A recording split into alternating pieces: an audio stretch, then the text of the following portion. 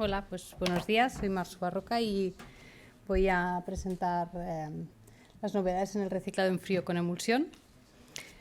Bueno, para poder hablaros de las novedades he considerado necesario que primero hiciéramos un poco un análisis del contexto actual, del recorrido también que ha tenido esta técnica, para contraponerlo a las novedades de las que hablaremos.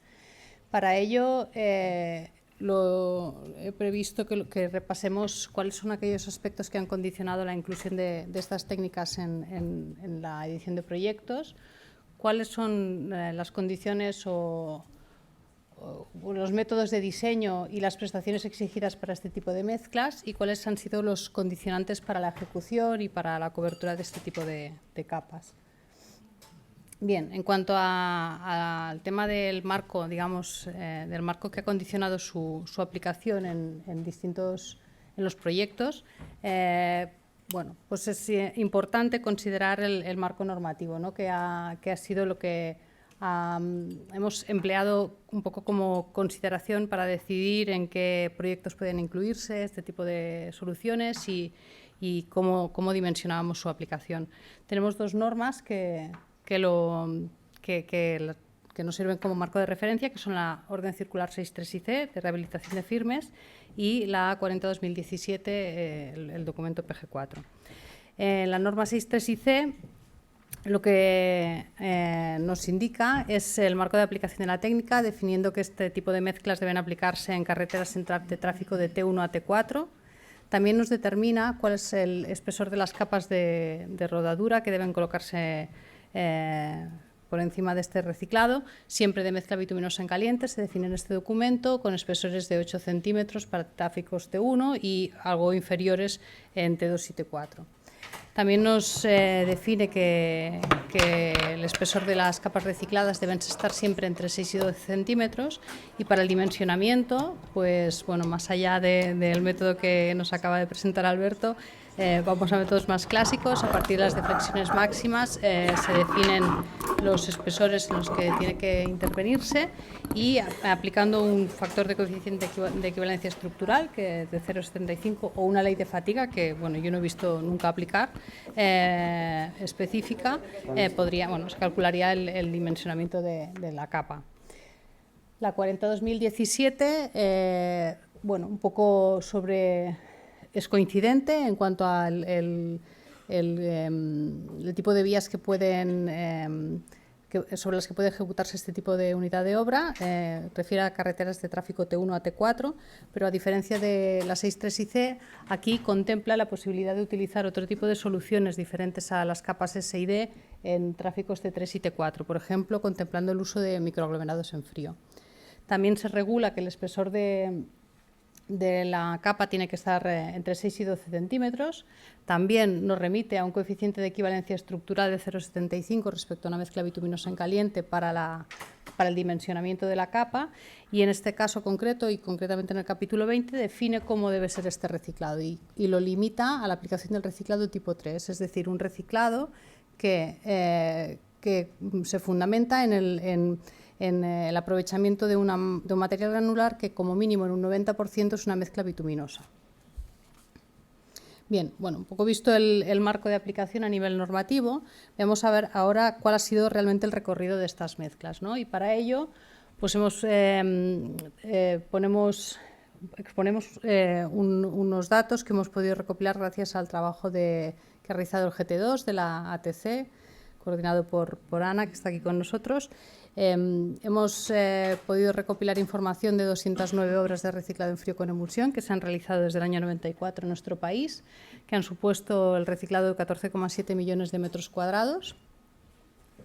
Si hacemos un poco un análisis de cómo ha evolucionado la implantación de la técnica y para ello pues, analizamos en concreto, por ejemplo, los 3 últimos años, vemos que los números que obtenemos, 1,6 millones de metros cuadrados y 15 obras, nos dan un ratio de aplicación muy similar al valor medio de todo el periodo. Esto quiere decir que parece que estamos estabilizados en un valor medio, ¿no?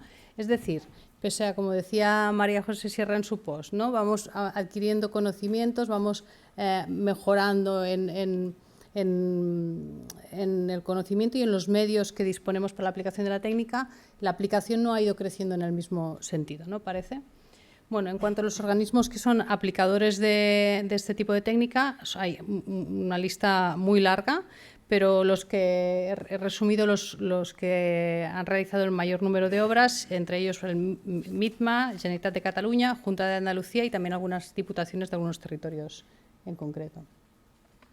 Bien, bueno, visto lo que ha condicionado el marco de aplicación de la técnica en cuanto a su consideración en la redacción de proyectos, veamos ahora cómo ha funcionado en cuanto a diseño y prestaciones exigidas a este tipo de mezclas. Bien, por lo que respecta al diseño, hemos comentado que según el capítulo 20 de PG4, los reciclados que están contemplados son los de tipo 3, es decir, con un 90% en masa de mezcla bituminosa, y las emulsiones consideradas deben ser la C60B5 REC, según lo que define el capítulo 214 de PG3. En cuanto a los criterios de diseño de mezcla, bueno, pues aquí la Orden Circular 40-2017 introdujo importantes novedades y sustituyó el método empleado hasta el momento, que se fundamentaba en la inmersión-compresión, lo sustituyó por el ensayo de tracción indirecta, la evaluación de la sensibilidad al agua por tracción indirecta sobre probetas compactadas con compactador giratorio. La dificultad de aplicar este método y conseguir diseños de lo que entendemos como una mezcla reciclada en frío con emulsión a partir de este método ha propiciado que este método de diseño haya convivido con el método que se definía en la versión 2001 y ha hecho difícil la aplicación de la técnica en este periodo. Bien, en cuanto a las condiciones de ejecución específicas de la técnica, bueno, pues existen condicionantes diferentes respecto a los que tenemos con una mezcla bituminosa en caliente, puesto que el PG4 contempla que debe mantenerse... disculpad, me he pasado de punto. En cuanto a los equipos de ejecución, hay un apartado donde se regula en el PG4 cómo deben ser los equipos que ejecutan este tipo de obras. Y aquí se define específicamente la necesidad de que los equipos integren en una única unidad las unidades de fresado, dosificación, distribución de los diferentes componentes, mezclado y extendido. Esto se debe a que la unidad tiene una configuración que permite garantizar una granulometría del fresado gracias al diseño de la campana del elemento del tambor fresador, y también se garantiza que el extendido se realice en el mismo momento en que se fabrica la mezcla, permitiendo que no haya una evolución, por tanto una pérdida de trabajabilidad.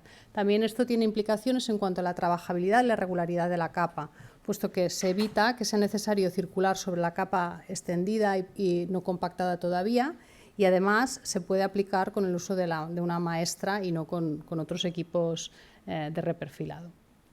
También regula la normativa la necesidad de que se utilicen compactadores de carga máxima cuando trabajamos con espesores de más de 10 toneladas. Por otro lado, una vez ejecutado, lo que comentaba respecto a una mezcla bituminosa en caliente, también tenemos la diferencia de que se propone en el PG4, se prevé que se mantenga cerrada la vía, excepto si en algún caso puntual se considera necesario para fomentar o acelerar la eliminación de agua. Además, se prevé la aplicación de un riego de protección cuando se prevé riesgo de desprendimiento, y se condiciona la cobertura con la capa superior a que el contenido de humedad de la capa reciclada esté por debajo de 1,5% de humedad durante al menos 7 días y puedan extraerse testigos conformados. Bien, en cuanto a las prestaciones exigidas para este tipo de capa, aparte de las habituales de espesor, densidad, etcétera, también tenemos requisitos en cuanto a regularidad superficial, y aquí destacar que los valores exigidos están al mismo nivel de los exigidos para mezclas bituminosas en caliente en determinados contextos de rehabilitación estructural. Bien, visto un poco el repaso de lo que ha sido el contexto y el recorrido de las mezclas, sabemos ahora un poco el enfoque de las novedades.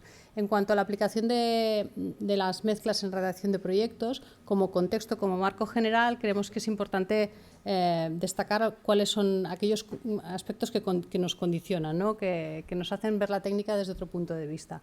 Bueno, en primer lugar, el mayor peso, el peso creciente que tienen los aspectos ambientales a la hora de considerar las soluciones, ¿no? Estamos en un contexto de emergencia climática, es algo palpable para todos, y el hecho de que solo se tengan en consideración criterios técnicos y económicos es algo que hoy ya chirría, ¿no? Y los aspectos ambientales cada vez tienen más peso a la hora de la toma de decisiones y lo es. Esto es así en general y también en nuestro sector, evidentemente, como no puede ser de otra manera. Un poco como causa y como consecuencia de lo que hemos dicho y también por otros factores, pues estamos viviendo un periodo en el que vemos escasez de materiales, escasez de energía, y este hecho también hace que el uso de este tipo de técnicas sea especialmente atractivo. Por otro lado, tenemos también como contexto una red de carreteras amplia. El otro día, comentándolo con José Manuel Blanco, hablábamos de más de 500.000 millones de metros de toneladas, disculpa, tengo aquí la nota, 500 millones de toneladas de mezclas bituminosas en nuestra red, más de 500 millones de mezclas bituminosas, que, bueno, pues debemos primero mantener, ¿no?, como hemos comentado, y una vez llegan al final de su vida útil, darles también la mejor salida posible, ¿no? Y la mejor salida posible es aquella pues que permite su reutilización en el uso de mayor valor añadido posible, que es el mismo uso para el que fueron fabricadas inicialmente. Bueno, dicho esto, vemos cómo el sector está desarrollando algunas palancas que tienen que ser promotoras de este cambio, ¿no?, y que están un poco vinculadas a este contexto del que estábamos hablando. Bueno, en primer lugar, Charo nos ha introducido ya la existencia de este programa, el programa de apoyo al transporte sostenible y digital, con el cual se ha intentado promover que los fabricantes, que los aplicadores cuenten con maquinaria adaptada para la aplicación de pavimentos sostenibles, entre otras técnicas, pues también haciendo mención específica al reciclado en frío con emulsión. Por otro lado, vemos también como cada vez es más habitual que se empleen sistemas de valoración de la ambiental de las soluciones. Hay diferentes herramientas, por ejemplo, hemos vivido el caso recientemente en Cataluña de la compra pública de innovación, en el que la licitación que incluía la redacción del proyecto y la ejecución de la obra ya incluía también esta parte de valoración ambiental y contraste de la solución innovadora respecto a la solución de referencia en base a criterios objetivos de valoración ambiental. También disponemos de diferentes sistemas de certificación de la huella de carbono y en este sentido Dani hará después su presentación explicando, comparando las distintas técnicas mediante la herramienta SEBE, ¿no? Y veréis cómo se nos hace difícil justificar que obviemos el uso de técnicas como las que estamos hablando cuando tenemos en cuenta estos criterios. Bien, también como otro de los aspectos que consideramos que puede ser una palanca que propicie un cambio en la tendencia en la aplicación es también, como también ha comentado Charo, la revisión de la Orden Circular 40-2017 por parte del Ministerio con el objetivo de dinamizar y promover el uso de las técnicas de reciclado. Bueno, visto esto, en cuanto a las condiciones de diseño y prestaciones, pues bueno, un poco en la línea de lo que hemos comentado en el último punto, a raíz de esta tarea que ha iniciado el Ministerio de buscar de dar una vuelta a este documento PG4, y gracias también pues a la vocación de un poco buscar el consenso del sector y llegar a un documento consensuado, ATEPA ha realizado una propuesta que ha trasladado al Ministerio sobre posibles cambios que deberían ayudarnos a mejorar o a facilitar la aplicación de la técnica. Como principales novedades, comentaros pues que se propone la inclusión de los reciclados tipo 1 y tipo 2, además del tipo 3.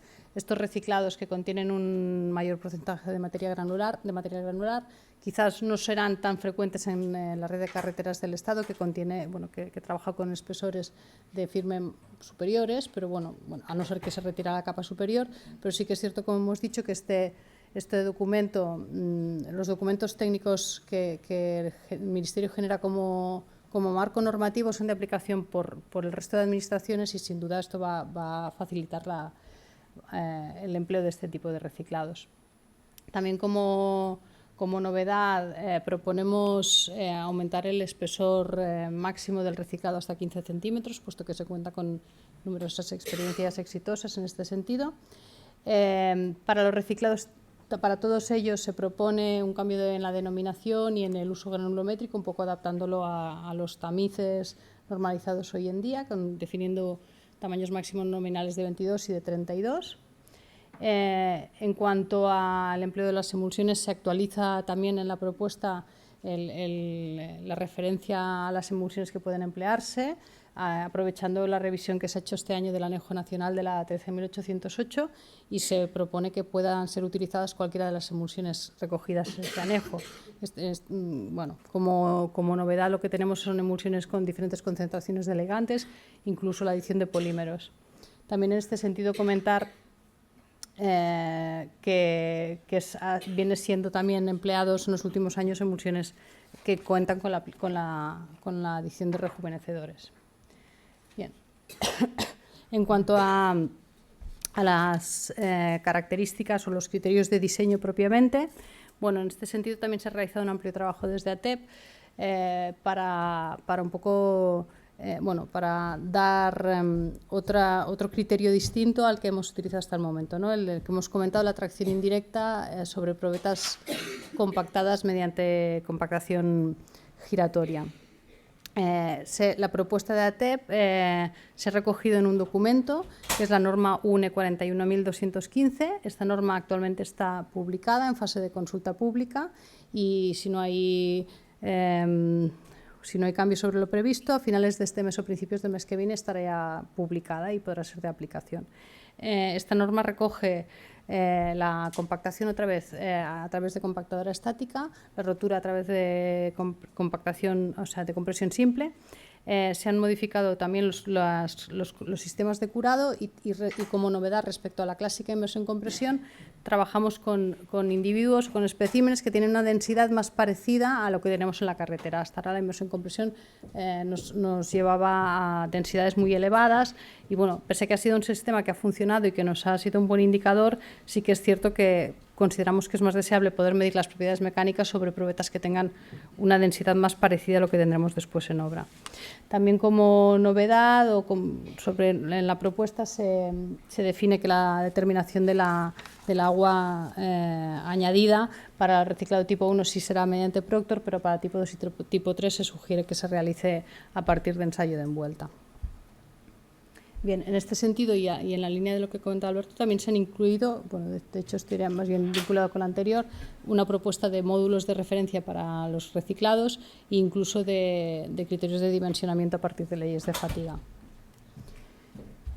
Bien, en cuanto a lo que es la aplicación en obra, bueno, un poco ligado con lo que hemos comentado del plan para la transformación, para la renovación de la maquinaria, bueno, pues hacer un poco del repaso de cuáles son las novedades que vemos, ¿no?, en el sector en el ámbito de la maquinaria de aplicación. Recientemente el sector ha puesto en el mercado maquinaria que quizás pronto pueda ser de aplicación en nuestro país, que representa una nueva generación en los equipos de reciclado en frío con emulsión. Como novedad, lo que presentan es un rotor, el módulo de fresado, digamos, dispone de un rotor que gira en el mismo sentido del avance de la máquina. Esto lo que hace es que las picas promuevan el fresado de arriba a abajo en la sección del asfalto y, por tanto, nos dan un mayor control de la granulometría del material a reciclar. Cuando trabajamos en el sentido inverso, que es lo habitual, bueno, tenemos la ventaja de que hay un menor desgaste, una menor abrasión de las picas, pero esto es por el hecho de que se aprovecha los planos de debilidad que tiene el asfalto, por la fatiga del asfalto, para hacer estas roturas. Y eso hace que el tamaño de la rotura no sea tan controlada como cuando lo hacemos de esta manera, ¿no?, en un sentido en que el avance es el que determina el tamaño máximo del material granular. Por otro lado, también esta nueva generación de equipos lo que incorpora como novedad, aquí veis el tren de reciclado, y como novedad este equipo dispone de una cinta que transporta el material hasta una tolva de una extendedora. De esta manera, el extendido se puede realizar con un equipo de extendido como una mezcla bituminosa en caliente. Nos permite el extendido a todo el ancho del carril y con unos equipos más potentes en cuanto a precompactación y control de nivelación. En definitiva, pues deben permitirnos un mayor grado de homogeneidad y de calidad de la mezcla final. Bien, en cuanto a lo que son las condiciones de curado y cobertura, también desde ATEP hemos realizado la propuesta. Bueno, un poco hemos hablado de que por defecto ahora se prevé que el tráfico esté cerrado hasta la cobertura de la capa. Según nuestra experiencia, pensamos que es positivo y proponemos que el enfoque sea al revés. La capa debe abrirse inmediatamente después de su aplicación. Esto no solo reduce la afectación al usuario, sino que pensamos que desde el punto de vista técnico contribuye a la maduración de la mezcla, nos ayuda a facilitar la expulsión del agua. Por tanto, excepto en casos concretos y justificados, entendemos que debería preverse la apertura del tráfico inmediata. Por otro lado, el tema de la aplicación de riegos de protección, pues lo mismo, solo en casos muy concretos pensamos que es mejor, en la medida de lo posible, evitarlos también para favorecer esta maduración. En cuanto a la cobertura, proponemos que se determine el periodo mínimo para la cobertura a partir de la extracción de testigos, ¿no? Y cuando estos testigos conformados puedan ser sacados, ya es posible tapar la capa, y no tan vinculado a la humedad de la capa, que entendemos que está condicionado por diversos factores, no solo por el nivel de maduración de la mezcla. Bueno, pues ya doy fin a la presentación. Bueno, he tratado de explicar un poco cuál es el marco actual de aplicación, un poco poner... Ver cómo el recorrido que hemos tenido a lo largo de estos 28 años nos hace pensar que tenemos una técnica pues, que es madura, que está contrastada.